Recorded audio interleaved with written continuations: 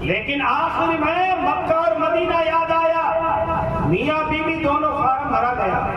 بھرنے کے بعد میں کیا ہوا کہ دونوں کا نمبر آیا، دونوں نمبر آنے کے بعد میں حج کرنے کے لیے تیار ہو گئے۔ تیار ہوا، تیار ہونے کے بعد میں دونوں حج کرنے کے لیے چلا گیا، اور جانے کے بعد میں دونوں میاں اور بیوی آپ نے جانے کے بعد میں خانے کعبہ کا چکر لگایا، شیطان کو کنکریاں مارا، زمزم کا پانی پیٹ بھر کے پی لیا، یہاں کے صفا مروہ کا چکر لگا لیا، حج اسود کو چوم لیا، جہاں جو بھی ارکان تھے سارے ادا کر لیا۔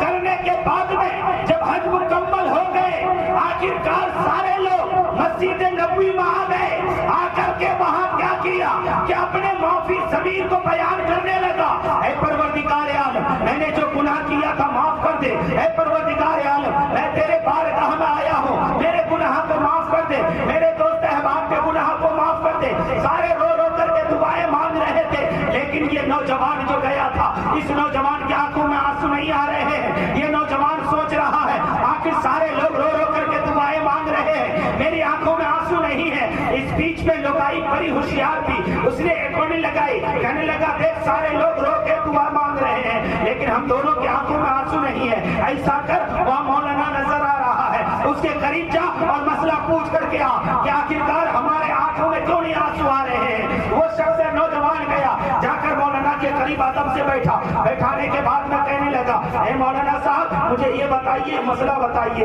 کہ آخرکار سارے لوگ رو رو کر کے دعائیں مانگ رہے ہیں، لیکن میرے آنکھوں سے آنسو نہیں آ رہے ہیں، معاملہ کیا ہے؟ کہنے لگا سارے ارکان ادا کر لیے؟ کہنے لگا ہاں ادا کر لیا، حد تو یہ ہے کہ میں نے شیطان کو بھی کنکر مار لیا ہے، سارے ارکان ادا کر لیا ہے۔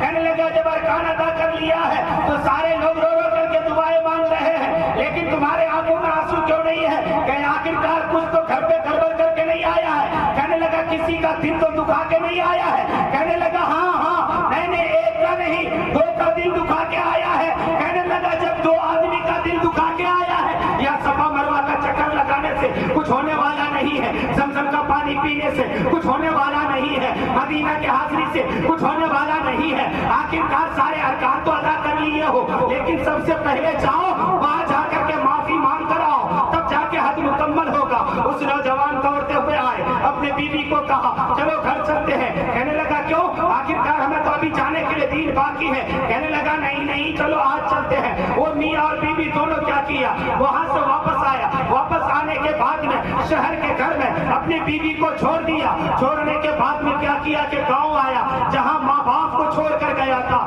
ماں باپ کو چھوڑ کے جانے کے بعد میں کیا ہوا، اللہ اکبر کبیرہ، ایک شخص کو پوچھا میں فلاں کا بیٹا ہوں، فلاں گلی میں میرا گھر تھا، لیکن مجھے گھر کا پتہ نہیں چل رہا ہے، میرا گھر کدھر تھا؟ کہنے لگا تو فلاں کا بیٹا ہے؟ کہنے لگا ہاں میں فلاں کا بیٹا ہوں۔ اللہ اکبر کبیرہ، اتنا سننا تھا۔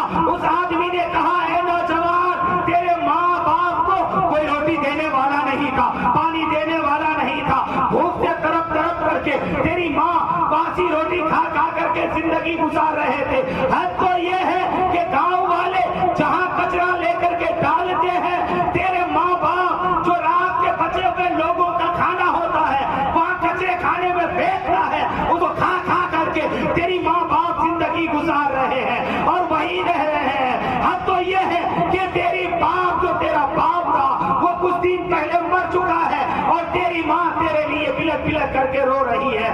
اللہ اکبر کبیرہ، کہنے لگا وہ آخر یہ تو بتا جو گاؤں والے کچرا لے کر کہاں ڈالتا ہے، اس کچرا خانے کے پاس میں جاؤ۔ کہنے لگا جاؤ وہاں اس کچرے خانے کے پاس میں، تیرا ماں ایک گھر کپڑا کا گھر بنا کر کے رہ رہے ہیں۔ اس ماں کے قریب گیا، جو ہی قریب گیا تو کیا دیکھ رہا ہے کہ ماں کی بینائی آنکھی جا چکی ہے اور رو رہا ہے بیٹا تو کب آئے گا، بیٹا تو کب آئے گا، بیٹا تو کب آئے گا۔